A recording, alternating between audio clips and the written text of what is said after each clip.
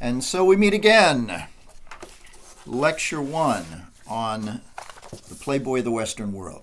But before I turn to sing, in preparation for your upcoming paper and to give you every opportunity to hone your work and do well, I want to talk about comma and semicolon usage, fine points of punctuation. And you may have heard these things before. Some of you may clearly not have, but you will find attached to the email containing this lecture the sheet that I'm going to be reading from, and I suggest you look over it on your own. But I'll go through it right now before I talk about the play. Commas. There are 4 occasions on which you have to use a comma, all right? First of all, to separate a subordinate, or sometimes known as a dependent clause, from the main clause in a complex sentence. A complex sentence is a main clause and a subordinate clause, and you need a comma to separate them. Now, in case you'd forgotten, a main or independent clause is a clause that can stand by itself as a sentence, and a dependent or subordinate clause is one that cannot. When you have one of each in a sentence, it's called a complex sentence, and you have to separate those clauses, main and subordinate, with a comma. For example, although Willie grows up without a father figure, comma, he tries to model himself after an 84-year-old salesman he encounters as a young man. Now you'll note that the main clause, the independent clause in this complex sentence is, he tries to model himself after an 84-year-old salesman he encounters as a young man. That can stand by itself as a sentence.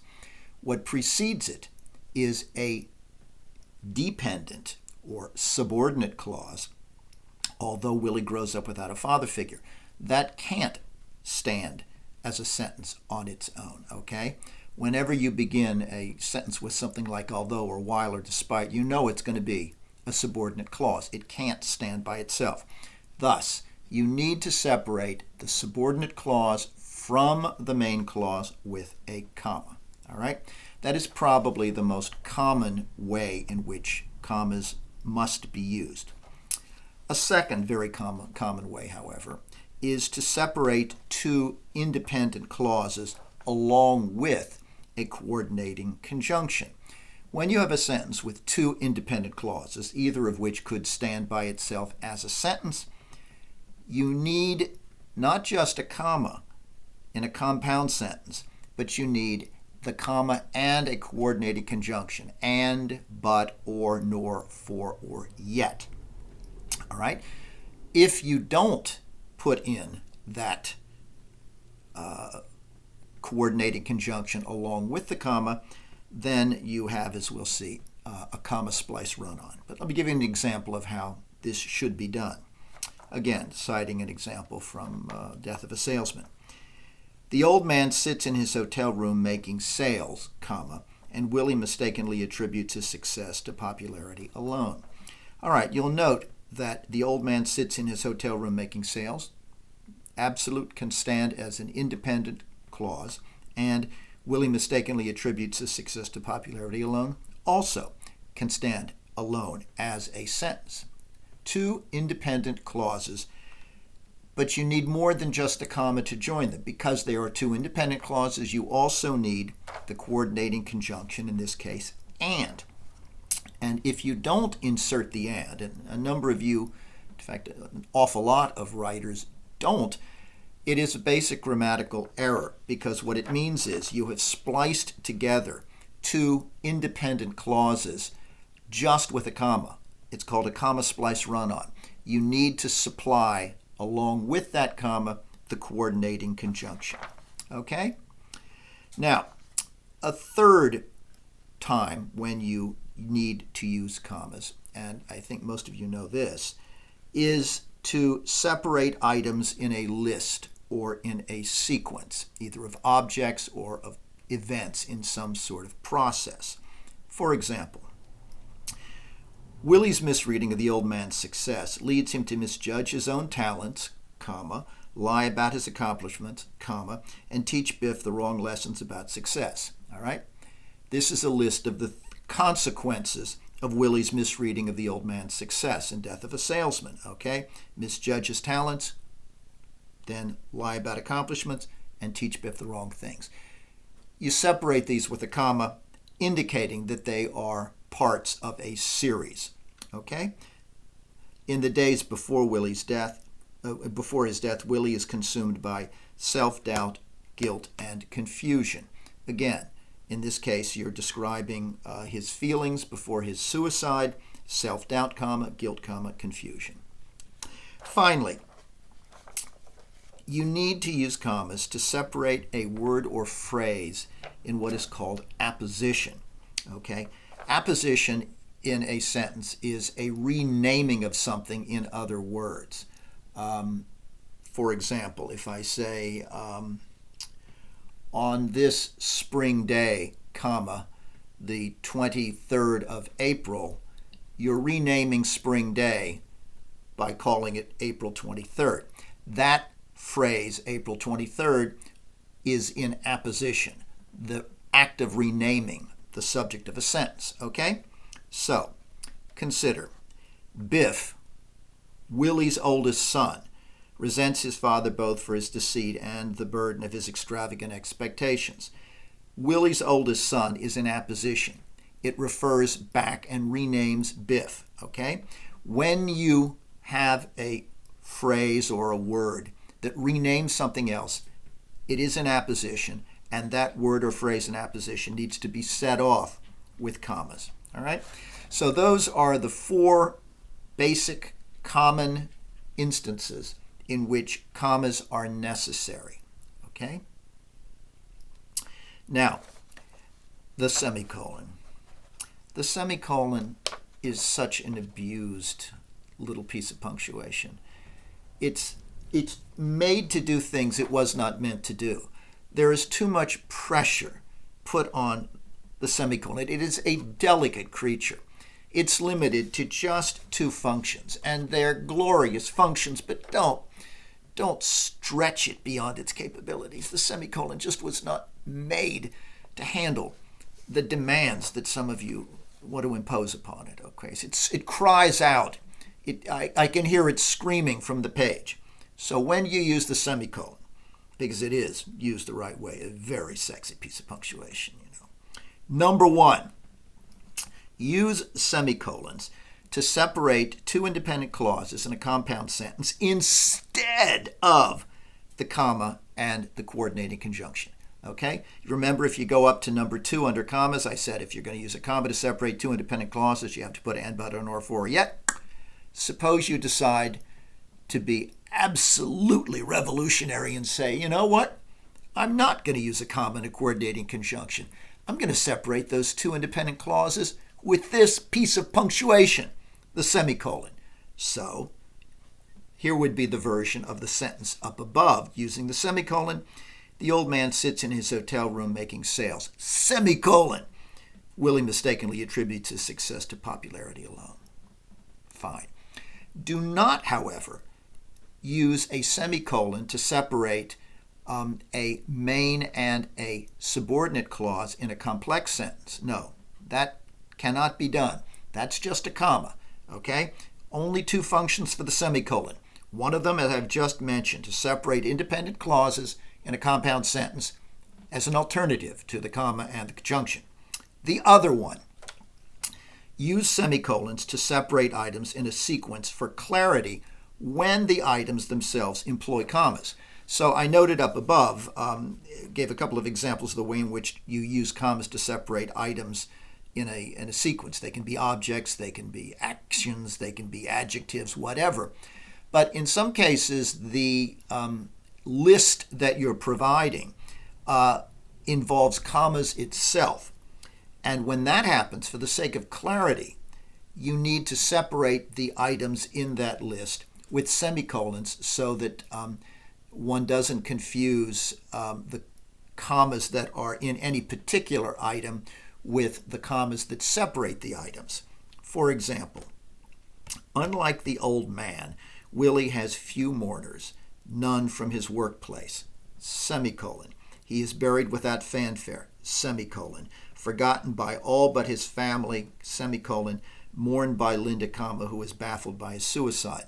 Now you'll note that in that sequence, two of those items, Willie has few mourners, none from his workplace, and mourned by Linda, who is baffled by his suicide, those two items in that four-part sequence have commas. So it's important then that you use semicolon to separate the items in this series. Otherwise, it could become very confusing. All right, again, go over this on your own. I think it would be especially helpful after you've written your first draft, when you go back and polish it and look specifically at the syntax of each sentence and make sure that the punctuation, the use of commas and semicolons, is correct. Okay? All right, let us turn now to one of my favorite plays, Playboy of the Western World, and I'm going to talk about Act 1 today, and we will deal with Acts 2 and 3 in my final lecture on Tuesday. Well, John Millington Synge, like his predecessor, Oliver Goldsmith, and like his contemporary, Oscar Wilde, was an Irishman. He, too, was born in Dublin, like the other two, but instead of moving to London, as Goldsmith and Wilde did, Synge went in a very different direction. After studying music in Germany and languages in Paris, he returned not just to Ireland, but to the wildest, most primitive part of the island, the west of Ireland, where, in Synge's time, at the turn of the 20th century, much of the peasant population still spoke Irish. They spoke English as well, but really their primary language would have been Irish. And in fact, that was true, believe it or not, all the way in remote parts of Ireland to the middle of the 20th century. Synge went there, to the west, at the urging of the great and influential Irish poet William Butler Yeats, who was himself fascinated with the quality of the peasant imagination, their style of speech, their folk superstitions, the legends that grew up in this poor but isolated and very beautiful region of the west of Ireland, a region of small dirt farmers and fishermen. Well, Yeats thought that the Irish writers should look to their own native culture for literary inspiration, and so he directed the younger Synge to go there. And at the age of 27, Synge went not just to the west of Ireland, but even further, to the Aran Islands, which are an outcropping of 3 islands off the west coast. And he went to the largest of them, an island called Inishmaan. It is a small rocky outcropping in the Atlantic Ocean, about 12 miles off the coast. Some years ago, I visited that island myself and was marooned there for 3 days, as it turned out, because the captain of the small motorboat who took me there was sleeping off a really bad night of heavy drinking at a pub back on the mainland for apparently 2 additional days. Well, it was on Inishmaan that Synge became fascinated with the peasant way of life, became fascinated with its daily rhythms in this rather unforgiving climate. And the way of life there provided him with raucous sources of comedy, but also with elements of tragedy, which he incorporated into his brilliant one-act tragedy, Riders to the Sea. Synge spent most of 4 years living on Inishmaan, and it was there that he heard the story that inspired the Playboy of the Western World, a story about a man from the Irish mainland who had killed his father with the blow of a spade and then fled to Inishmaan, where the locals, hearing his story, hid him from the police until the man could escape to America. Well, of course, the plot changes in Synge's handling, but that was the story that seized his imagination. And over a period of 6 years, Synge wrote and rewrote no less than 10 drafts of the Playboy of the Western World, trying to get the complex tone of this dark comedy exactly right, a blend of the farcical and the serious, of the poetic and the grotesque. The play satirizes familiar aspects of rural Irish character, predictably. Drunkenness, whimsicality, superstitiousness, these are almost cliches. And Synge nonetheless treats them as fundamentally true. But the play also hints at the underlying power and even the heroic potential of the protagonist, Christy Mahon, who is a product of that same culture. Now, although Synge heard the story of what became Playboy of the Western World on Ishannon, he did not set the play there.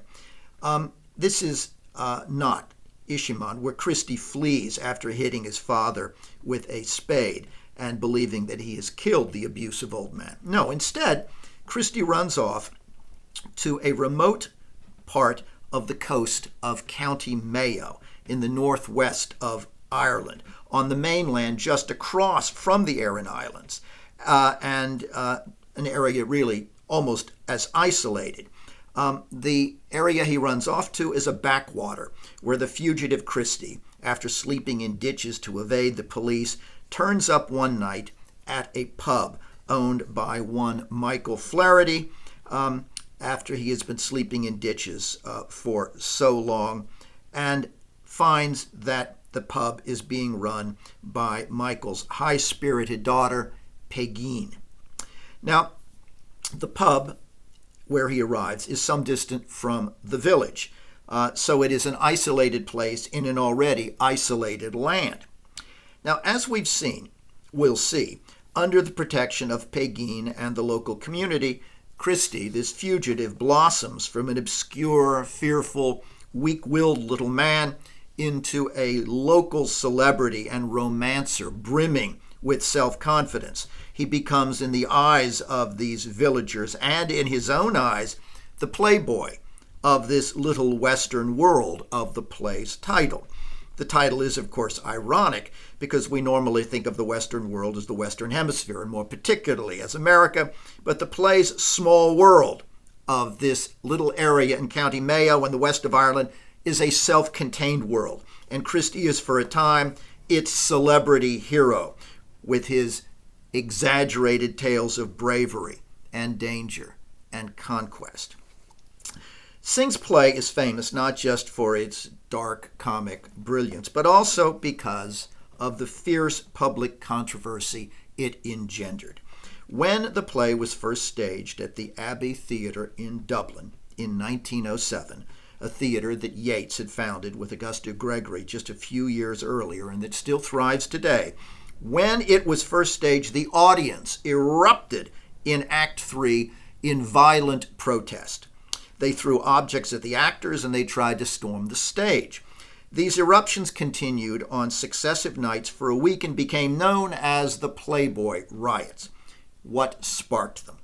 Well, believe it or not, the trigger in Act 3 was Christie's use of the word shifts. This refers to a woman's slip or undergarment. And that word sparked a powder keg of outrage that had been building in the audience almost from the start of the play. They were offended by Synge's presentation of the rural Irishman as a comic drunken boor before that word was ever uttered. And this portrait of rural Irishmen, of rural peasants, outraged the largely middle-class urban theater-goers of Dublin because they revered the idea of the purity and the uncorrupted vitality of the rural folk. So, when this audience saw how Synge was presenting figures like Michael and his friends and Sean and the widow Quinn, they were angered on two grounds. First, politically, and second, morally. Politically, Ireland in 1907 was still a British colony, but it was dominated not just by England, as it had been for centuries, but it was also dominated by the Catholic Church, whose priests wielded more power in Ireland over daily life than anywhere else in the world. They imposed a harsh, repressive sexual morality from the pulpit, a kind of intense sexual hygiene, if you will. Well, by poking fun at the unruly, perpetually intoxicated rural folk of County Mayo, and at the repressive Catholic clergy in the figure of the unseen Father Riley, the audience, seeing that, felt that Synge was setting back the cause of Irish independence by encouraging the British stereotypical view of the Irish as people who were too weak, too undisciplined, and too dependent on the church to ever govern themselves as a nation. Now, this came, remember, at a time when Irish leaders and nationalists in Ireland were pushing more and more fervently for home rule, for independence. Those who favored political independence from Britain, the Catholic majority of Ireland, regarded Synge's play as a demeaning satire that presented his people in such a ludicrous way that it could only impede the long, bloody quest for Irish independence that had stretched for centuries. Now, it's true that Synge does generate comedy from stock Irish traits of character, their perpetual love of drink, fearful submission to the local clergy, and a preference for fantasy and superstition over reality. There is no question that many of the characters conform to that. But both Christie and Pegeen, in their own ways, rise above these cultural cliches in ways that are really tragicomic, as we'll see. Now, Synge's original audience did not see, though, that sense of complexity and even heroism in those two characters. Either they didn't see it or they didn't want to. And this distressed Synge, who later explained in a letter that, written to a young aspiring playwright, you see, what it seems so impossible to get our Dublin people to see, obvious as it is that the wildness and, if you will, vices of the Irish peasantry are due, like their extraordinary good points of all kinds, to the richness of their nature, a thing that is priceless beyond words. Well, the first audience of Playboy of the Western World could not imagine that Synge was in any way extolling the richness and vitality of the Irish character. They saw only the parodic side. Now, the audience's other objection I mentioned was on moral grounds. Synge had been asked shortly before the play opened to remove some of the profane oaths that the characters utter. He knew they would offend the audience, but he refused to comply with that request. And then there is, of course, the seductive, erotic innuendo, particularly of the widow Quinn, who wants Christie for herself. So by the time Christie's speech in Act 3 comes along, and in a lyric homage to Pegeen, he utters the word shifts, by that point, the audience was ready to erupt in moral indignation. Now, like his great Irish contemporary James Joyce, Synge hated middle-class morality. He hated sanctimoniousness. He hated the way his countrymen bowed obsequiously to the clergy. And he knew that the word shifts would offend, this reference to a woman's undergarment. And he clearly meant for it to offend to some degree, but he didn't foresee the extent of moral outrage that would follow and almost dismantle the Abbey Theatre. The audience regarded the word shifts as indecent because, as I've noted, it denoted a woman's underclothing. And they felt that that by using that forbidden word, Synge was assaulting Irish feminine purity by introducing that word into a mixed audience. It seemed indecent.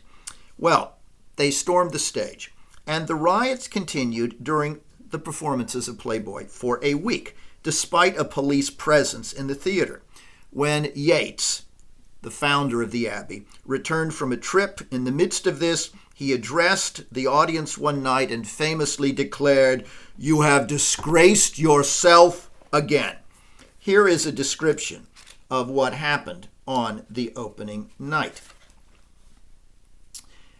It's now almost legendary, that first production of the Playboy and the scandal it created. The opening night audience, already made uneasy by disturbing rumors circulating about the play, erupted at the word shifts, the line being made even more explosive by Willie Fay's substitution of Mayo girls for chosen figures in Christie's phrase, "What I'd care if you brought me a drift, of chosen females standing in their shifts instead. On the second night, an angry audience forced Lady Gregory to call in the police, and the actors were reduced to performing in dumb show. They couldn't even utter the words. The following day, when Yeats returned from lecturing in Scotland, the three directors decided, as a matter of policy, to continue their performances for the rest of the week only under police protection. Now, not surprisingly, this very extremity of response, this hysteria among the Dublin middle-class audience, played into the hands of British authorities, as well as into the hands and minds of Anglophiles, the mostly Protestant Irishmen who wanted to remain part of Britain. How did it do so? Well, the very hysteria of the response seemed to demonstrate that these people are out of control, that Ireland isn't ready or capable for self-governance, that the national character is too volatile, as indeed Synge had rendered it, but clearly also based on the response to this rendering in this comedy, the Irish, so it seemed, were too provincial, too immature, as well as too volatile, ever to be trusted to govern themselves. Ironically, then, it was the ferocity of the riots and not the play itself that seemed most to confirm the truth of the condescending view that the British generally took of Ireland. Ireland, indeed, would not gain its independence until the early 1920s, and only after a bloody civil war.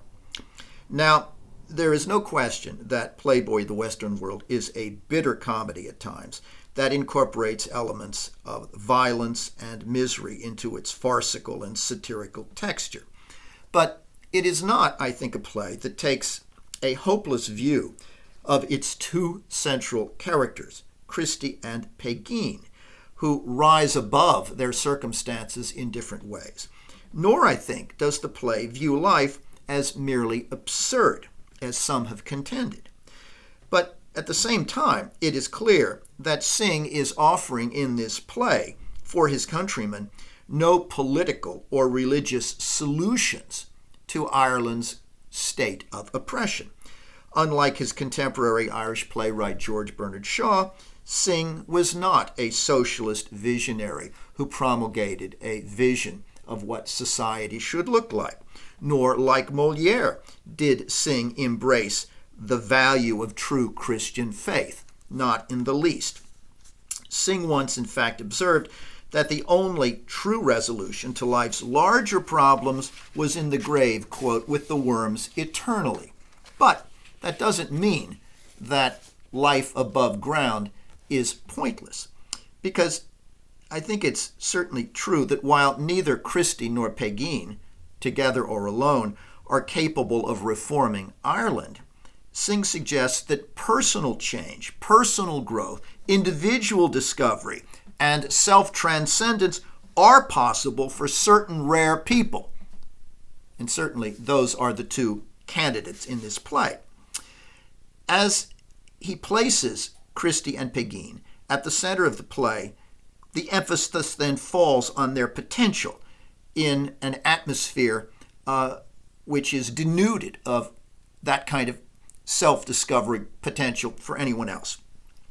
Well, the play, as I mentioned, ran at the Abbey Theatre for a week, filling the newspapers with raging controversy about Synge's intentions and meanings. And the pieces ranged from brutal condemnations of the play, and there were plenty of those, to warnings against the dangers of mob censorship. But it's notable that very few reviewers of the time on either side understood that there were aspects of the rural Irish character that Synge was celebrating beyond the suggestion of Christy and Pegeen's unusual potential. Like Joyce, Synge had a love-hate relationship with his native land, something that hypersensitive audiences in his time mistakenly took to be just hate. In a preface to the play, which he wrote 5 days before the tumultuous opening, Synge anticipated some degree of outrage, and that's one reason he wrote the preface, in which he declares that despite the play's acknowledged satirical content, he is also paying homage to certain elements of the rural Irish character, to the vitality of its imagination, and above all, to the linguistic beauty of these peasant folk that he lived among in Inishmaan, where he heard this story. They speak the same kind of lyrical way in County Mayo on the mainland in the play. And he was moved in part to write the play because of the vitality and beauty of that language. He writes in the preface, "I am glad to acknowledge how much I owe to the folk imagination of these fine people. Anyone who has lived in real intimacy with the Irish peasantry will know that the wildest sayings and ideas in this play are tame, indeed, compared to the fancies one may hear in a little hillside cabin in Ghasil at Carew or in Dingle Bay." And he observes that it is probable when the Elizabethan dramatists, Shakespeare, took his inkhorn and sat down to his work, he used many phrases that he had just heard as he sat at dinner from his mother or children. And in Ireland the same is true. We draw on the language that we hear. And he observes that countries where the imagination of the people and the language that they use is rich and living, as in Ireland, is possible. It makes art possible for a writer to be rich and copious in his words, and at the same time to give the reality, which is the root of all poetry, in its comprehensive and natural form.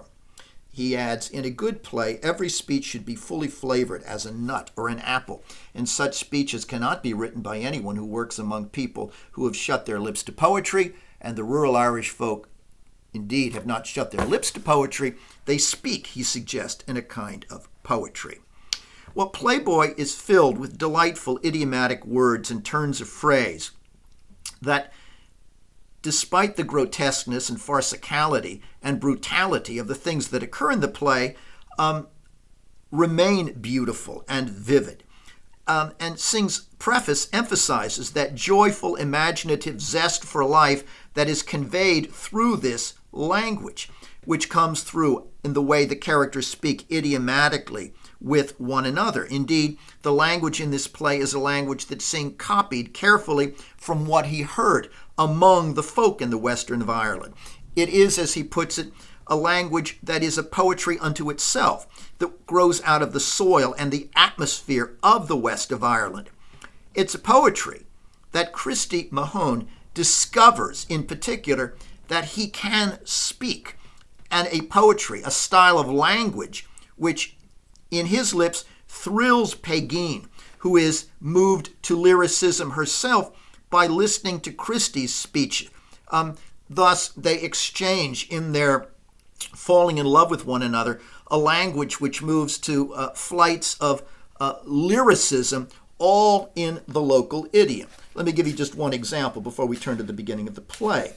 In their first extended conversation, after she has been listening to Christy, he says to her, "I'm telling you, I've seen none the like of you for 11 days. I'm walking the world, looking over a low ditch or a high ditch on my north or south into stony scattered fields or scribes of the bog, where you'd see young limber girls and fine prancing women making laughter with the men." Peggy nodding with approval. "If you weren't destroyed traveling, you'd have as much talk and streetleen I'm thinking, as Owen Roe O'Sullivan or the poets of the Dingle Bay. And I've heard all times it's the poets are like young fiery fellows like you, with great rages when there's tempers roused." Okay, she loves, among other things in Christy, what she regards as a kind of lyrical, poetic power that emerges from his description in the local language of the west of Ireland of what he's been doing before he got there. Well, Synge lived only 2 years after the Playboy controversy was quelled. He died of Hodgkin's disease in 1909 at the age of 38, probably never imagining the way in which his greatest play would become one of the centerpieces of modern drama, both within and outside of Ireland. Nor could Synge have envisioned, when he died, a 21st century Ireland that was independent and increasingly secular. Ireland today is so different from what it was a century ago that Synge would hardly recognize it. All right, let's turn now to Act 1 and consider the setting a little more closely. The publican Michael Flaherty's daughter, who we find by herself at the beginning of Act 1, goes by the name Pegeen Mike. Pegeen is the diminutive for the name Margaret, common Catholic name, and Mike denotes that Michael is her father, in some way denoting a kind of ownership. Now, we see Pegeen alone in the small, isolated pub as the play opens, which suggests more broadly her solitary, desperately solitary condition in the play in a larger sense. She has always been alone, so it seems, until Christie arrives. The country public house, or shabine, is very rough and untidy. There's a sort of counter on the right with shelves holding many bottles and jugs, all of them filled with alcohol. Pegeen, a wild-looking but fine girl of about 20, is writing at a table. She's dressed in the usual peasant dress, but she is ordering fine clothes, speaking to herself slowly as she writes, 6 yards of stuff or to make a yellow gown, a pair of lace boots with lengthy heels on them, and brassy eyes. A hat is suited for a wedding day, a fine tooth comb as well. Now, we note then an immediate disjunction between this tawdry, impoverished, dreary setting and this character who is described as a fine, attractive, spirited girl. This is a young woman, clearly, who is trapped in a forsaken backwater and in a subservient way of life, a role as barmaid in this tiny pub for which she is far too good. The fancy, stylish clothing that she is ordering, writing down for her wedding, reflects Pegeen's dream of beauty, her dream of some other place, her higher aspirations to elegance. Well, Synge's stage directions make it clear then that she is a young woman of wild passions and lofty imagination, but one who is stranded as the keeper of her father's pub, while, as we soon discover, he goes off to drink every night, so it seems, but this particular night to go off to drink at a wake. And indeed, we soon learn that despite Pegeen's desire for stylish dresses and some alternative to the dreary present, she is, in fact, scheduled to marry one Sean, a plodding, timorous local man for whom she feels only disdain, but who, after all, in this remote locale, seems to be possibly the only available man to marry. That is, until Christie unexpectedly turns up. It's obvious that Pegeen, then, as I've suggested, is far too good, not just for this place, but for the cowardly Sean. And from their first conversation, when Sean comes in, she distinguishes herself by answering his earnestness with sarcasm. Sarcasm both about the place and the way of life that she has been forced to lead there. Sean says that he doesn't want to go out walking in the darkness of the night. And as we'll see, that's one of the many things he's afraid of. And he says to Pegeen, "We're only waiting these days on Father Riley's dispensation from the bishops of the court of Rome," to which Pegeen, looking at him teasingly, washing up the dresser, says, "It's a wonder, Shahneen, the Holy Father'd be taking notice of the likes of you, for if I was him, I wouldn't bother with this place where you'll meet with but Red Linehan, who has a squint in his eye, and Patcheen is lame to the heel, and the Mad Mulroneys were driven from California and they lost their wits. We're a queer lot these times to go troubling the Holy Father on his sacred seat." To which Sean, scandalized, replied, "If we are, we're as good as this place as another may be, and as good as times as we ever were." To which Pegeen then, with scorn, answers him, "As good as it is? Where now will you meet the like of Daneen Sullivan, knocked to the eye from a peeler, or Marcus Quinn, God rest him, for 6 months from Maimon Hughes, and he a great warrant to tell stories of Holy Ireland, till he'd have the whole women shedding down tears about their feet? Where will you find the like of them, I'm saying?" Where will you find such distinguished people as those who go around maiming sheep and knocking the eyes out of the police? Yes, oh, this is a great place. You're right, Sean. Okay, well, as a figure of comedy, Sean is defined by his fear of everything throughout the play. But what all is he afraid of? This man who has asked the local priest, Father Riley, to request a special dispensation from the Pope in Rome so that he, Sean, and Pegeen can wed. Why does it require dispensation? Because the two of them are second cousins. This is a rather incestuous little place. There aren't any outsiders.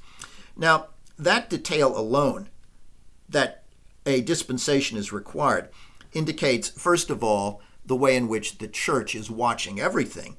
But it also reflects how small the pool of eligible marriage partners is in this locale. Sean requires this dispensation because he would never think of marrying against the church's strict dogmas, and he is terrified of the church's potential disapproval, especially the disapproval of Father Riley. One can only imagine what Sean would have thought of Wilde's Jack and Gwendolyn, who are marrying not as second cousins, as he and Pegeen are, but as first cousins. My God. Well, Sean, like so many Irish at the turn of the century, feared the church's authority and felt that the priests were so omniscient that they could see and judge every aspect of one's daily life. And indeed, in parts of Ireland, that was true. But Sean, of course, is absolutely paranoid about it. And this is one reason why he refuses to stay in the pub that night when Michael is planning to go off to the wake, and when Michael tells him that he, Sean, should stay and keep his daughter Pegeen company during that long night while he's off getting drunk. Sean fears, among other things, how this would look to Father Riley and the Catholic community. It would be scandalous if he stayed there alone with her. Sean says, I would and welcome Michael James, but I'm afeard of Father Riley, and what all would the Holy Father and the Cardinals of Rome be saying if they heard that I did the like of that if I stayed here at night with your daughter? Well, Michael says, God help you, can't you just sit in the hearth with a light on and herself beyond in the room? Why can't you do that? To which Sean replies, oh, Father Riley, I'm afeard of him. Let you be tempting me, and we're near married itself. Don't tempt me to stay. Father Riley would disapprove. To which then Philly, Michael's friend, says with cold contempt, lock him up then in the West Wing, and then he'll stay. Then he'll have no sin to be telling the priest. Michael, as they begin to try to force Sean to stay, says, stop your noising and sit down by the hearth, Sean. He gives him a push and goes to the counter laughing. Sean, turning his back and wringing his hands, oh, Father Riley, and the saints of God, where did I hide myself today? Oh, St. Joseph and St. Patrick and St. Bridget and St. James, have mercy on me now. As he tries to escape, they grab him, and Sean screams, let me go, Michael James, let me go, you old pagan, let go of me, or I'll get the curse of the priests on you and the scarlet-coated bishops of the courts of Rome. With a sudden movement, Sean pulls himself out of his coat, which Michael has been holding, and disappears out the door, leaving his coat in Michael's hands. Okay. Now, Sean is, in this slapstick moment, afraid of many things. He's afraid, clearly, of the scandal in the social community. He's afraid of the disapproval of Father Riley. But he's afraid of other things as well. Even though he runs out into the dark, which he's afraid of, he's less afraid of the dark than he is staying with Pegeen under those circumstances. He's willing to put up with the humiliating, emasculating mockery of Michael. But he's not just afraid of staying because of how it will look. He's also afraid, I think, of Pegeen's sexual vitality. When she too tries and fails to get him to stay with her, it's clear that he is indeed afraid of this woman. And that leads all of these fears of staying to the slapstick scene in which he rushes out of the pub, out of his coat. Now, this, despite the fact that he said earlier that he's afraid of the dark, he's more afraid of the scandal and of Pegeen herself. Well, part of the comedy here is also due to gender inversion. Pegeen is this strong, strapping, fearless female, and Sean is being mocked, on the other hand, for traits which in Synge's time were usually associated with women. Sean, in short, is not fulfilling his masculine responsibility when he deserts Pegeen. And Pegeen, on the other hand, though she is a woman, isn't really afraid to be by herself in the night in the pub at all. No, she wants him to stay or somebody to stay because she is bored and lonely and desperate for company on a night when her own father is preparing to desert her to go off with his cronies Philly and Jimmy to guzzle whiskey at a wake until they are sick and vomiting. And she knows they won't be back until the next morning. She resents having to do that, and she resents her station. Pegeen says that when Michael says, "By the will of God, Pegeen, I've got a decent man. You'll have no call for spying after it if your score of young girls may be weeding your fields," to which Pegeen then, taking up the defense of her property, says, "What right have you to be making a game of that poor fellow Sean for minding the priest when it's your own fault, is it, not paying penny postboy to stand along with me and give me courage in the doing of my work?" In short, yes, you mock Sean, but consider that, after all, you're leaving me here alone without a potboy, without an assistant, without someone to keep me company in the night. She resents both this specific instance of her forced labor and isolation, and more broadly, the role into which her rather feckless father has placed her. Pegeen knows that Michael and his friends won't be back till the next day and that they'll be hung over. But nonetheless, we must ask ourselves why such a spirited young woman is willing to marry Sean, whom she momentarily here defends, even though she dislikes him. Well, first reason is she's desperate. There are no other men, and she is so desperately lonely that she will take him in the absence of anyone else, even though he is her second cousin. The second reason is that she wants someone to take her out of this pub, to take her out of her forced servitude in the middle of nowhere to her father. To marry Sean would be to free herself, at least from this particular unpleasant circumstance. And third, Sean is one of the more prosperous members of the community. He can, after all, afford for her to buy the fine garments for the wedding and others that she is ordering at the beginning of the play. So the lack of other men, the need to get away from her father and the present situation, and the prospect of being able to feed her imagination with what material possession Sean has, seem to justify marrying an individual who she regards with nothing but derision. Now, you'll note that in this scene, Sean himself, who is feminized, takes no role at all in the male homosocial activity of the pub. Among the other things he's afraid of is drinking. It seems as if he is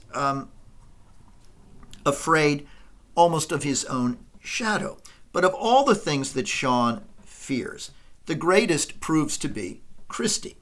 First, he fears him when Sean hears an unknown noise coming from a ditch outside, and he fears Christie even more when Christie emerges, enters the pub, and becomes Sean's rival for Pegeen.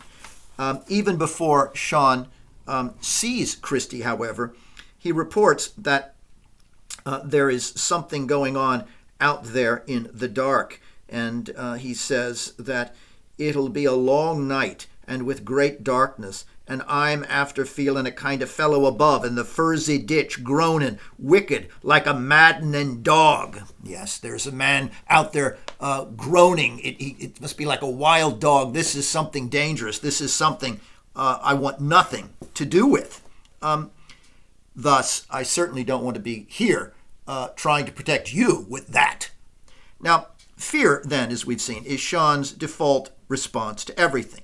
But the very fact that Christie, on the other hand, is an unknown, that he's an outsider, that alone makes him an immediate source of intrigue, of interest for the entire male community and female community, but especially for the bored and lonely Pegeen, whose life seems to have no novelty in it whatsoever.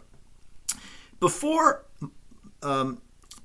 Christie's arrival, the men around Pegeen seem to distill all of the worst and most reductively stereotypical traits of the rural Irishman. In short, they seem to live down to the British idea of Paddy as a comic bumpkin: alcoholic dissipation, provincialism, an exaggerated reverence for the clergy, certainly in the case of Sean, a paranoid suspicion of the police in all of them, the police whom they call the peelers, and a tendency that we see in all of these figures for wild flights of imagination and superstition. Well, the only one of those traits that Pegeen shares is the imagination, none of the others. No sooner does she see Christie than she imaginatively fantasizes about his origins. His very novelty gives her an opportunity to let her imagination run wild. Standing beside him and watching Christie in delight, Pegeen says, "You should have had great people in your family. I'm thinking with the little small feet you have, and you with a kind of quality name, and the like of what you'd find on the great powers and potentates of France and Spain." Christie likes this idea. "We were surely great, surely great, in the Munsterland, my previous generations." Now, note that Christie comes to understand relatively quickly, much to his surprise, that he is becoming, in their imaginations, a sort of celebrity. But consider how he makes that possible by his behavior in the first few moments in the pub after his arrival, because this behavior is what stimulates the support of the community and stimulates Pegeen to such extravagant thoughts about him as an individual who must somehow be related to the great powers of France and Spain. We're told that when he enters, Christie Mahone comes in, a slight young man, very tired and frightened and dirty.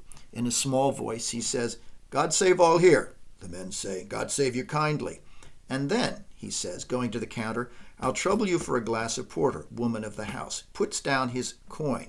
Pegeen serving him. "You're one of the Tinker's young fellows beyond the camp and the glean." She's already curious. Where do you come from? Where do you come from? But know what Sean has done, what Christie has done here. The first thing he does to win the trust of those people in the pub is to put down a coin and buy a pint. Okay?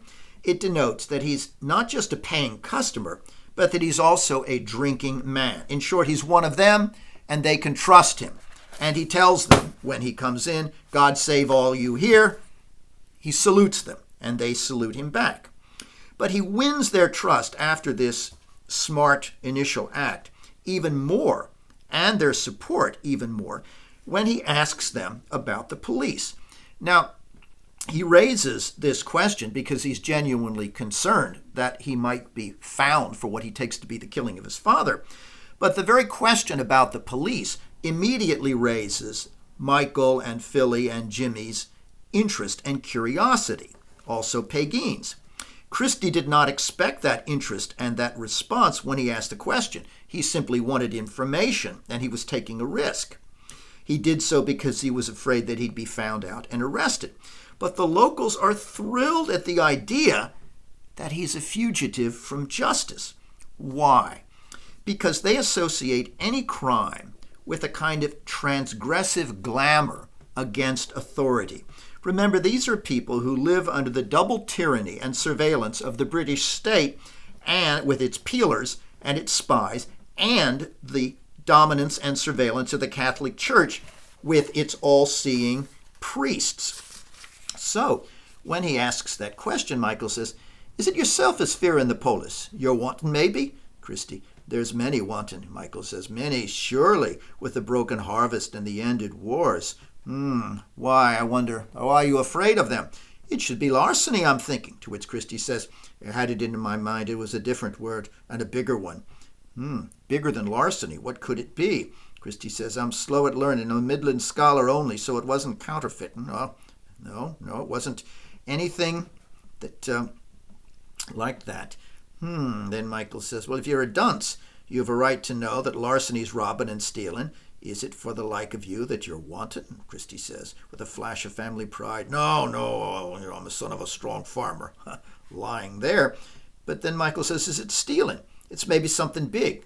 Christy, flattered, thinks, maybe it's something big, something even bigger than stealing. Maybe followed after a young woman on a lonesome night. Is that it? That you've done something to a woman? To which Christy, shocked, says, oh, the saints forbid, mister. I at all times am a decent lad. Well, what could it be that the police might be wanting you for? Philly says, maybe the land was grabbed from him. He did what a decent man would do.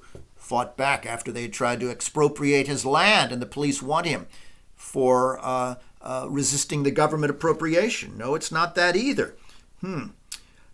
Christy says, not any of that. Not at all, I'm saying. You see the like of them stories on the little paper in the Munster bar, but I'm not calling to mind any person, gentle or simple, judge or jury, did the like of me.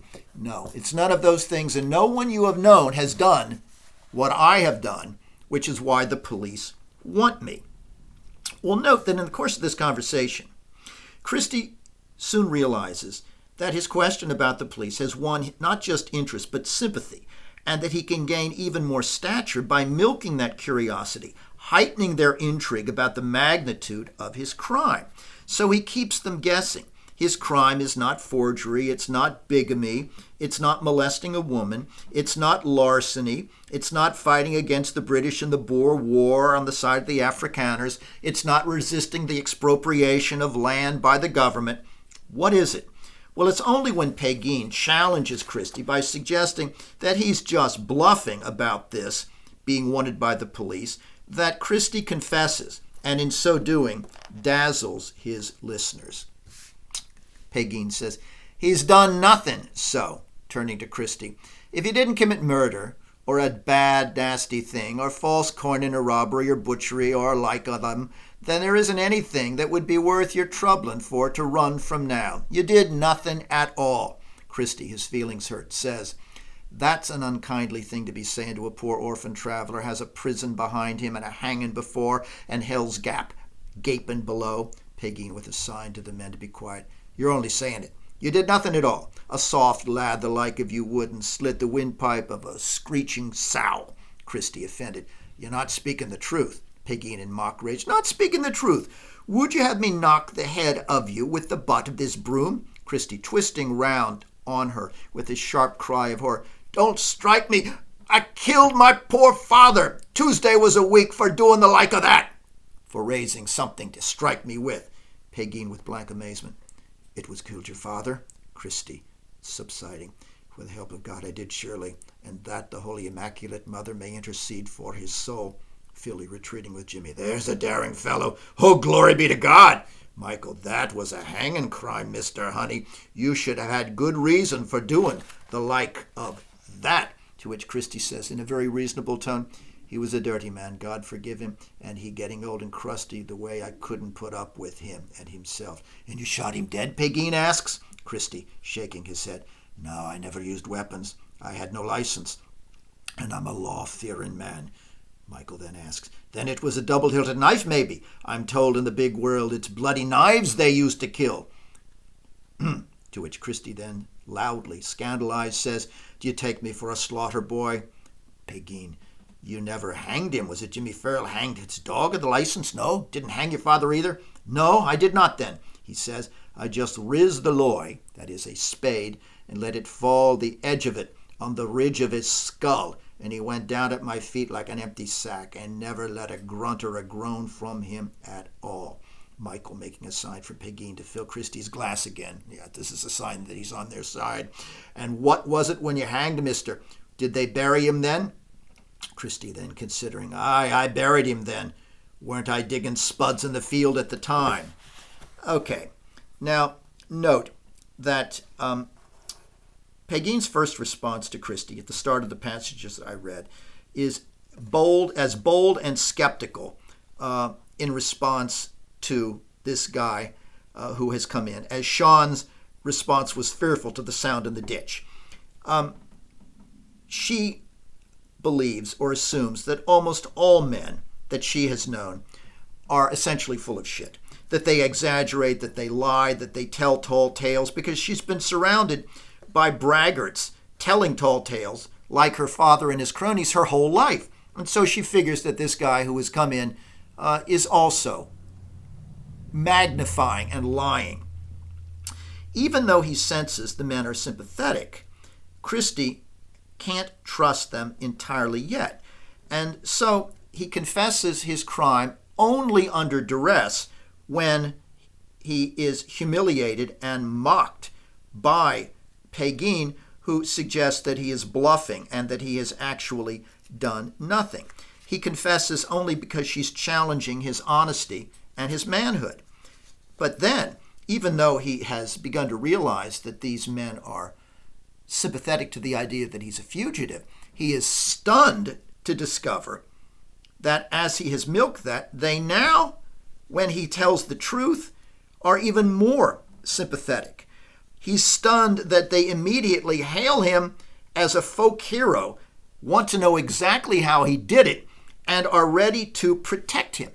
And that this support and fascination includes Pegeen, who had initially challenged him. Pegeen, who now says that Christie is the kind of brave man that she would like to have for a pub boy, as her assistant in the pub all the time, and especially on dark nights. Now, note that already Christie has, as he recognizes this support for the murder he thinks he's committed, begins to exaggerate what he has done and the deed in order to increase that support when he sees the reaction to the idea that he's killed his father. Thus, even though he didn't bury the old man, as we will soon discover, he claims he did, naturally, with a kind of calm collectedness after the killing, because he was so clever that he would hide the evidence. I was out digging spuds in the field, so since I had the spade in my hand that I let drop on his head, I just buried him with it. That did not happen. He'll later, of course, also modify the description as he retells this story again and again of how he actually committed this would-be murder. In the beginning, he says he simply let the loy fall on his father's skull. Later, he will talk about how he actively crashed it down in protest and indignation to give a sense of his heroic power to those who are already infatuated with him. Similarly, Christie will magnify the old man as a source of menace and evil to make him less of a kind of drunken old coot who was oppressive and more a kind of dangerous monster who had to be slain. Not just an abusive father, but someone dark and dangerous. Well, the grotesque irony here, of course, is the idea that killing a man not only wins Christie this celebrity status, but qualifies him in the eyes of Michael for the trustworthy job of potboy, of helping Pegeen in the pub, and of spending the night with her in the pub, which Sean, as we saw, would not do. This figure they've just met who said, yes, I'm on the run because I've killed my father. That's a qualification for staying with his daughter. Well, Pegeen is happy with that. She wants him to stay more than anyone because she is clearly beginning to fall in love with her idea of Christie as a dangerous romantic rebel. And Christie becomes aware of the fact that she sees him in that way and begins to act in accordance with that model she has in her mind, to begin to act in accordance, if you will, with the requirements of Pegeen's imagination, because he is delighted by the way she sees him. It's a way she sees him that is so different from the way anyone else, especially any other woman, had ever seen him. He marvels and delights at her conception of him. When swelling with pride and triumph, he listens and Sean comes in and says, he's a bloody-handed murderer, the like of, to which Pegeen snaps at Sean and says, whilst I'm saying we'll take no fooling from the like of you, Sean. And then turning to Christy with a honeyed voice says, and you, young fella, you'd have a right to stop, I'm thinking, for we do our all and utmost to content your needs. And when she looks at him again, she marvels at what he must have endured to get there. Aren't you destroyed, walking with your feet in bleeding blisters and your whole skin peeling and needing washing like a Wicklow sheep? Christy, looking round with satisfaction, says, it's a nice room, and it's not humbugging me or you, or I'm thinking I'll surely stay. Yes, he likes the room, he likes the warmth, he likes Pegeen, but above all, he likes the way in which she sees him. Now, the more the entire community wants to believe in Christie's violent heroism and in his status as a romantic outlaw, the more Christie wants to believe in the truth of that himself. Now, this raises the obvious question of why the locals idealize and venerate this man who they don't know and who confesses that he's on the run because he killed his da. Well, the comic perversity of that response on the part of these villagers prompted the Irish writer and nationalist Patrick Pearse to declare, quote, the play is not just against Ireland alone, but against the moral order of the universe. It is still shocking, this response on their part. So how do we explain it? How do we explain the community's peculiar celebration of Christie when they find out that he's allegedly killed his father of all things, that he's committed patricide? Well, the answer, I think, as I hinted at earlier, lies in the vicarious pleasure that these people take at the imagined killing of any authority figure, especially an abusive authority figure. It's a knee-jerk sympathy in them, born of their double oppression by the patriarchy of the British Empire and the patriarchy of the Catholic Church. When they hear what Christie has done to his tyrannical father, they feel pleasure at their identification with his rebellion, with his violent insurrection. And especially when Christie, sensing this, magnifies the old man's crimes against which he says he was striking out. He says to Pegeen in particular, aye, after toiling and moiling and digging and dodging from the dawn till dusk, with never a sight of joy or sport, saving only when I'd be abroad in the dark night, poaching rabbits on hills. And he goes on to describe how his father was such a miserable and tyrannical old figure that he would curse at me, I'm telling you. He's a man never gave me peace or any saving when he'd get 2 months or 3 to be locked up in the asylum for battering peelers or assaulting men. In the way it was a bitter life he led on me till I did on Tuesday and halved his skull. To which Pegeen says, well, you'll have a place in this place, Christie Mahan, and none to trouble you, and it's near time a fine lad the like of you should have your good share of the earth. To which Christie says, it's time surely, and I, a seemly fellow with great strength in me and bravery. Well, that phrase, you are entitled, Pegeen says, to a good share of the earth, is of course what Irish peasants have always wanted, their own share of the earth. And they feel, of course, that the British, who have colonized and occupied and usurped Ireland, have stolen that place on the earth and with the earth from them. Now, we see in the scene I just read, in which Pegeen is alone with Christie, her growing fascination and romantic interest in him as he describes the crazy terror that his father posed to him and the way in which he says he struck out against it. Well, think about Pegeen in the context of sympathy for assaults on patriarchal tyranny. She not only lives unhappily both under the thumb of the church and the British state, but she also lives unhappily under another form of patriarchal oppression as a woman. She resents the way her father expects her to run the pub while her own desires and aspirations for a different kind of life, any different kind of life, are stifled there. She's frustrated by the role in which she has been cast as the pub owner's daughter who must do all the work and stay there by herself. So, when Pegeen hears that Christy has slain his father, it gratifies her own stifled desire and rebellion, one might say, against her own father, who supports Christy because of his vicarious identification with Christy as a killer of other kinds of authority.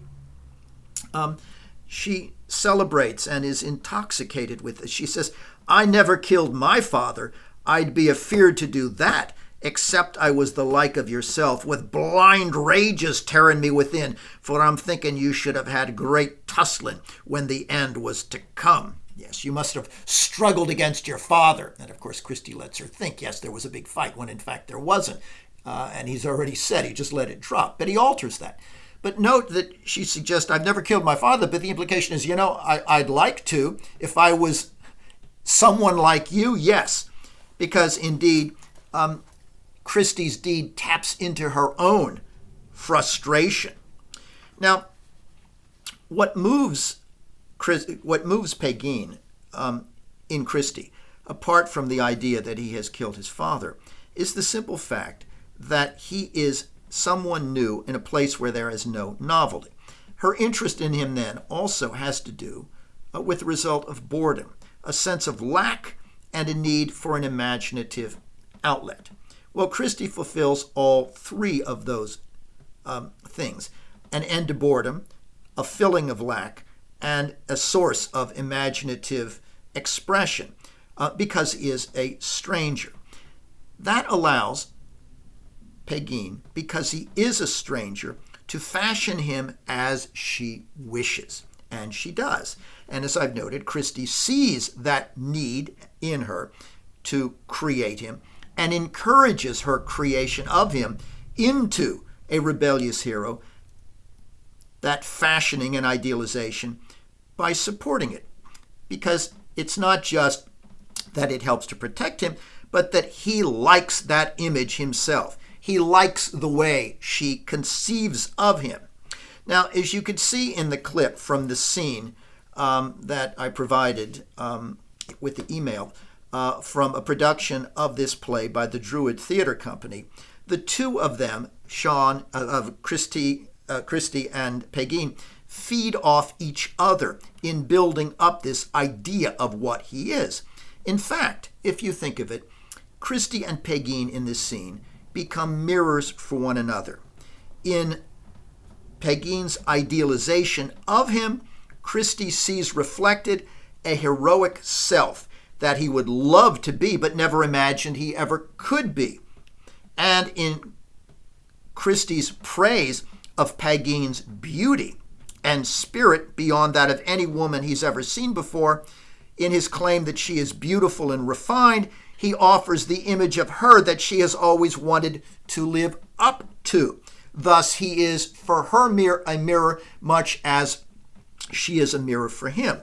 I think the difference is that what he offers her is something she had wanted to believe in herself before, where what she offers Christy as a model of what he is something that it had never occurred to him before she began to describe it.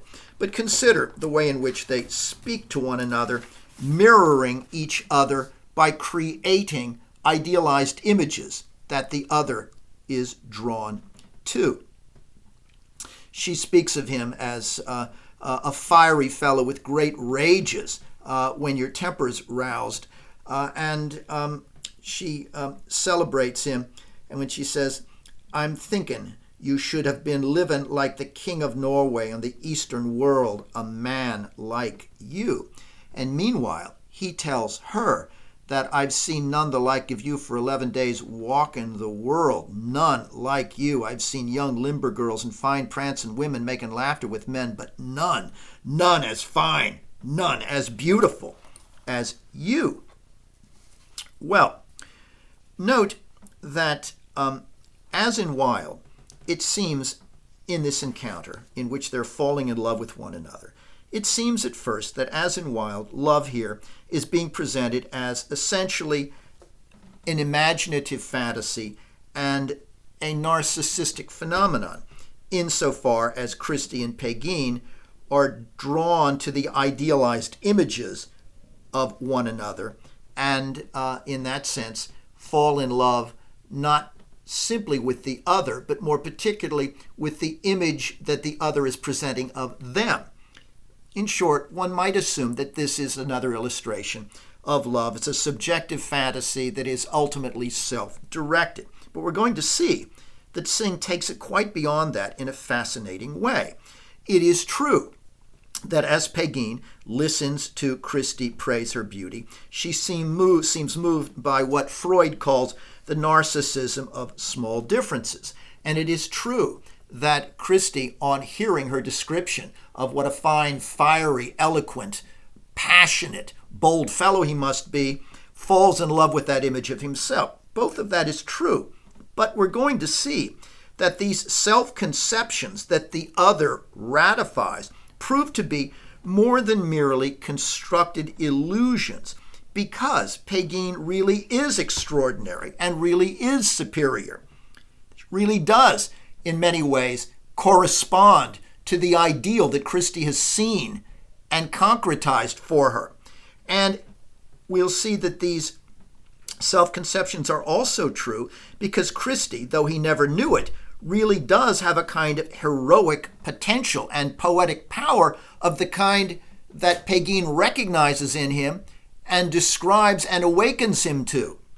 In short, the roles that the two encourage each other to play and the roles that the two find so fascinating in each other liberate genuine indwelling aspects of those characters so that they discover that what has been described by the other about them is indeed true and can embrace then that thing that had seemed merely a kind of construct or a kind of fantasy.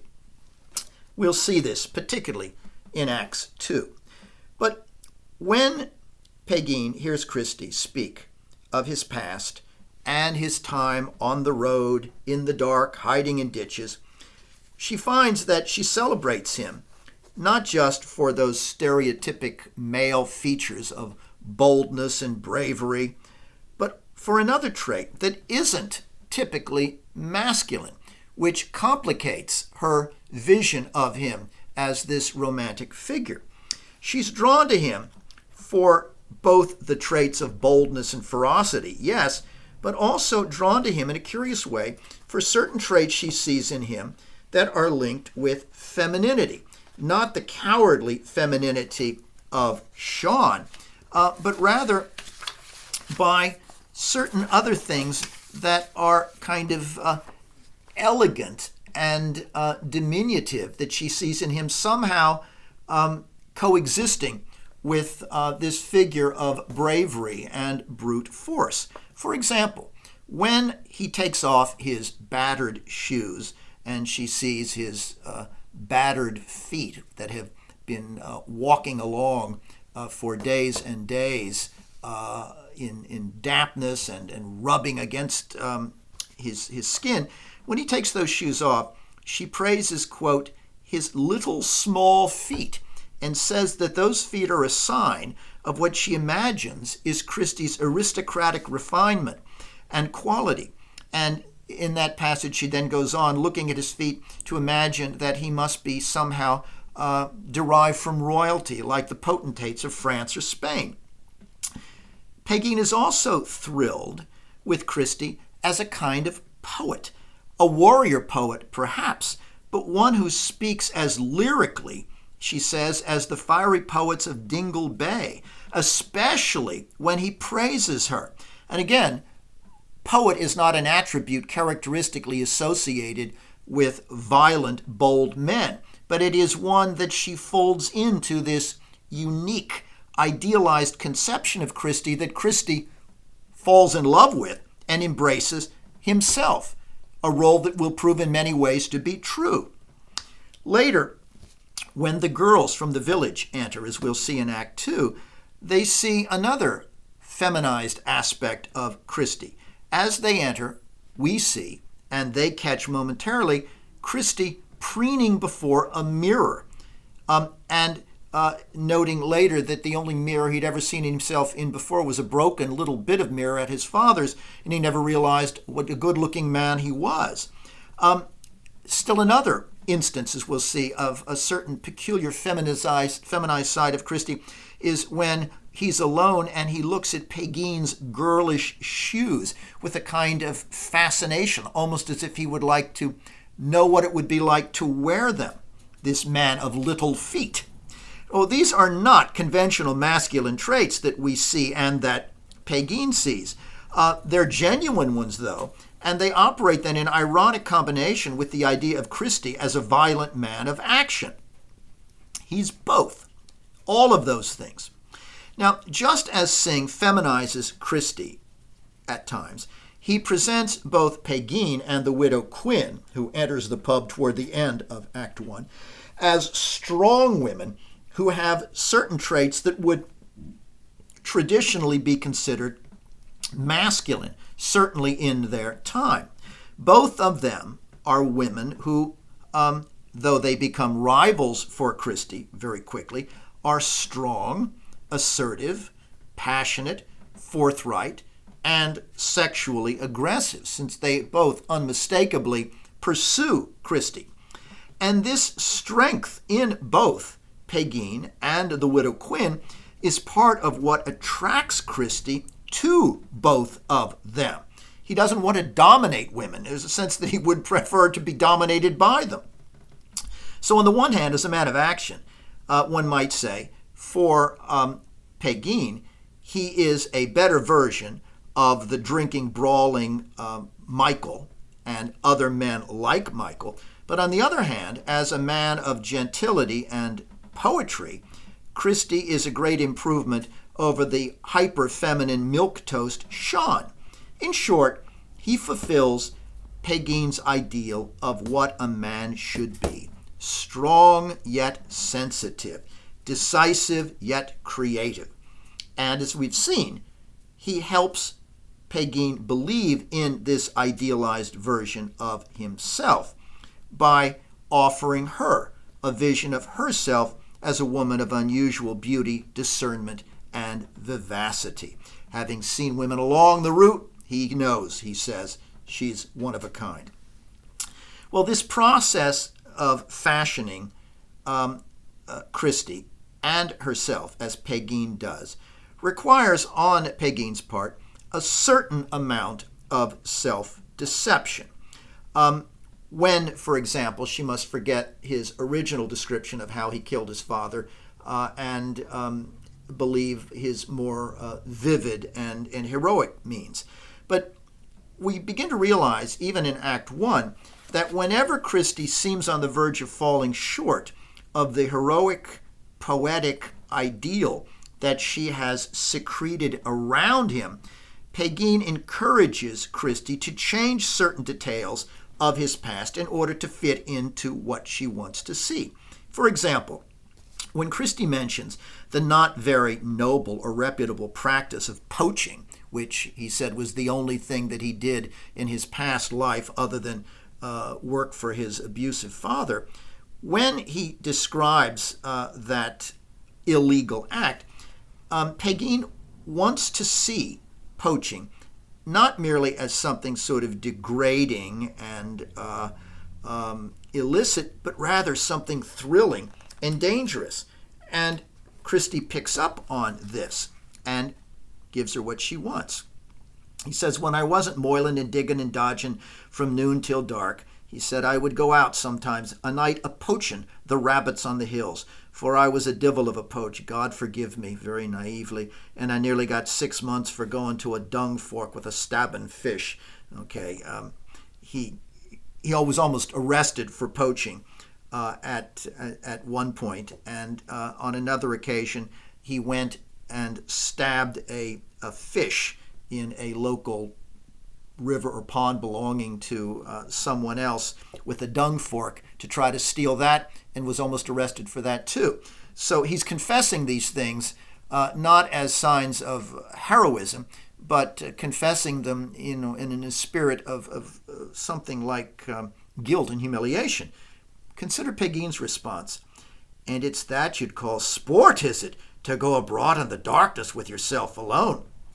Christy begins to realize, wait a minute, she thinks there's something romantic in poaching. "I did, God help me, and there I'd be as happy as the sunshine on St. Martin's Day, watching the light pass in the north or the patches of fog till I'd hear a rabbit starting to screech, and I'd go running in the furs." Now we get this lyrical description of hunting rabbits in the darkness and the fog, okay? And going on, "and I'd pass the dunghill, and I'd hear my father then snoring out loud. Lonesome he'd snore, he'd be making at all times, and the while he was sleeping, and he'd be a-raging all the times, and while he was waking, like a gaudy officer, you'd hear the cursing and the damning and the swearing oaths." Just as he is romanticized for Pegin, picking up her cue, the poaching, so too now the father whom he had described as such an absurd and dirty and cantankerous old man, now he's magnifying it as something much more menacing for her sake. This figure who was always cursing and damning and swearing oaths. Pegin says, "Oh, Providence and mercy, spare us all." Sounds frightening. Christy says, "It's that you'd say, surely, if you'd seen him, and he, after drinking for weeks, rising up at the red dawn or before, and maybe going out into the yard as naked as an ash tree in the moon in May, and shying clods against the visage of the stars, till he'd put the fear of death into the bandas and the screeching scows. He would go out and hail at the moon and throw rocks and terrify people," to which Pegin says, "I'd be well nigh afeard of them myself, lad. Oh, that's what I'm thinking. Oh." Okay. Thus, she encourages Christy to exaggerate by giving him hints of what she wants whenever his self-description seems to fall below the threshold of the poetic ferocity and glamour that she desires. Now, note that the widow Quinn at this point comes in after Christy has picked up on how Pegin wants to see him as poeticized rather than pedestrian. And when she enters, the question then is, first of all, why is she there? Well, ostensibly, she has come to bring Christy back to her house for the night because she's heard that he has turned up and has planned to stay at the pub, and she alleges that the village would think it indecent for this newcomer, this single man, to spend the night with Pegin, this unmarried woman. It would be scandalous. But of course, as we later learn, the widow Quinn cares nothing about scandal. This is merely her pretext for coming. Her real reason is that this woman who cares so little about propriety is curious about a new man. She, the widow Quinn, would like a new man herself. Well, like Pegin, note, her first remark also when she sees Christy is not welcoming, but rather caustic, skeptical. Indeed, in her case, one might say that it goes beyond Pegin's skepticism about whether Christy, in fact, has committed a crime. In her case, it's even effeminizing or almost castrating. No sooner does she look at him with half-amused curiosity than she says, "Well, aren't you a little smiling fellow? I should have been great and bitter torments did rouse your spirits to a deed of blood." This guy I've been hearing about killed his father? This little guy? I can't imagine anything would rouse you to it. Oh, well. When Pegin then immediately springs to Christy's defense, defending his heroism, and says to her, "Well, you'll have peace in this," to her, and says to counter the widow Quinn, "There's talking when any'd see he's fit to be holding his head eye with the wonders of the world. Don't you see that, widow?" When she defends him, already a rivalry is established between these two women.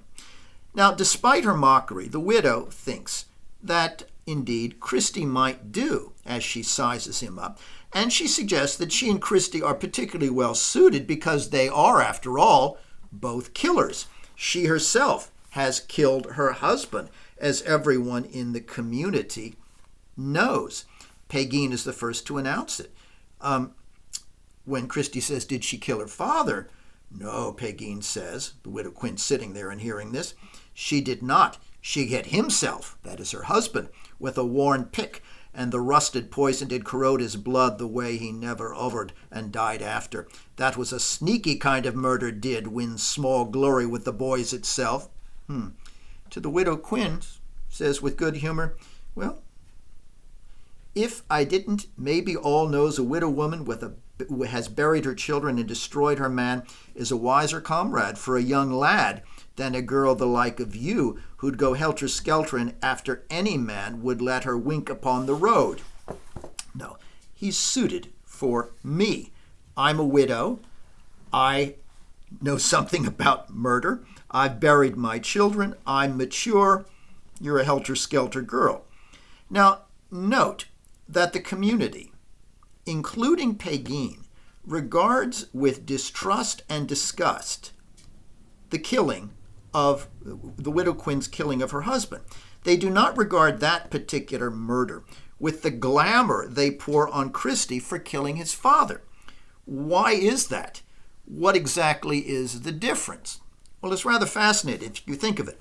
First, as the passage I read suggests, the widow Quinn's killing is too close. It's right under the community's noses.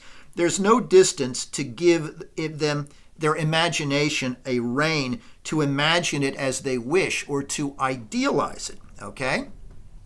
We're going to see that the proximity of a murder matters in Act 2, of a violent assault. You can idealize it only if you don't have to watch it, only if it's not right there. Unfortunately, this was right there. Second, as Pegeen describes it, the killing was too ordinary, rather jejune. The husband didn't die immediately from this blow that she struck, but rather he died over a period of time of blood poisoning. It wasn't a single epic strike the way Christie's was. That would be heroic. No. Causing a man's blood to poison and die in agony, no. Again, there's nothing glamorous about that. And finally, and this may be the most important, it's a different kind of murder in the community's eyes because the killer is a woman. In both cases, the victim is a man, but here, the widow Quinn is, as a woman, appropriating what ought to be male power in killing her husband. This as an inversion of gender roles, and it fills the community with disgust and even fear rather than admiration and vicarious identification. Indeed, not just disgust, but fear. Everyone fears the widow Quinn. Part of it is that she killed her husband, but part of it is also her reputation as a witch. That only increases the fear and distrust of her, particularly the local men. Not the young girls, as we'll see in Act 2, who identify with her and even revere her for her power, but the local men are uneasy with her. Indeed, there's something castrating about her, as we saw in her first remark to Sean when she says, "this little guy." Pegeen reports that there is a local superstition about this witchy woman. Pegeen says, again, insulting the widow Quinn as she sits there, "It's true the Lord God formed you to contrive indeed. Doesn't the world know you reared a black ram at your own breast, so that the Lord Bishop of Connacht felt the elements of a Christian, and he eaten it after a kidney stew? Doesn't the world know you've been shaving the foxy skipper from France for 3 penny bit and a sop of grass tobacco? Well, yes, you've been trafficking with smugglers. That's bad enough. But what about this legend that the widow Quinn suckled at her own breast after one of her children died a ram and that this black ram was later served in a stew, its kidneys, which the bishop of Connacht in Connemara ate and tasted in it elements of a Christian human being. Presumably, the widow Quinn gave her own human flavor to the meat. Now, this is of course, wild superstition. This suggestion that she is given to such perversity and such superstitious activities and unholy acts. But what's fascinating is that after Pegeen describes this, the widow Quinn does not deny the charge, not in the least. She merely says to Christie, "I'm going, you're coming with me." Because somehow she seems to sense that her reputation for a kind of witchcraft and a certain kind of destructive power is not only a strength, but it may even, as it is, I think, in truth, for Christie, sort of a source of fascination and even attraction. She understands, in short, that as a single woman and widow in this community dominated by men, not just by the British and the church, but by the menfolk who run the village, she understands that within this triple patriarchy, her reputation as a witch and a man-killer is her only source of strength and independence, and that there may be a few individuals, like this little fella here, who find it attractive. Well, as I've noted, as it turns out, some of the girls in the village do too, and seem to regard her vicariously as a kind of role model. But I've suggested that she senses that this reputation for perverse magic and murder is indeed somehow alluring to Christie. And she's right, as we'll see in Act 2, when encouraged by the village girls, the widow Quinn seduces Christie enough to have him sit on her lap and entwine arms with her as they drink a toast. She has a kind of spell-like power over him, part of which is rooted in this unusual power, normally a masculine power, that is invested in her as a woman. Now, the fact that both Pegeen and the widow Quinn are competing for Christie is in itself another gender reversal. The norm is, after all, say as we saw in Blood Wedding, for two men to compete for a woman. But now we have two strong women competing for a man. The widow Quinn tells Christie that Pegeen you should not even consider her because she's already engaged. And through this announcement, the widow Quinn stakes her own claim for Christie. But no sooner does she say that than Pegeen denies, abrogates her engagement in a decisive moment, when the widow Quinn says that that Pegeen is about to be married to Sean Kehoe. Soon, as they bade me say, on a sheepskin parchment, she's to be wed to Sean Kehoe of Kilkechan. She goes out. What does Pegeen then? She says, "No, that's all lies and blather. You've no call to mind it. I wouldn't wed Sean if a bishop came walking in to join us here." To which Christie then says gratefully, "Thank God in glory, may be thanked for that." Well, the rivalry that Christie sees unfolding here is the highest possible compliment that he could possibly ever be paid. It's more than he could have ever imagined. This individual, who we find out later was regarded by women as an object of laughter and dismissed by the local village women where he came from for his timidity. The idea that two fine, strong women could be struggling to possess him is the crowning touch in this first act, in which he has come to see himself as a source of heretofore inconceivable power and grandeur and poetic strength and romantic fascination.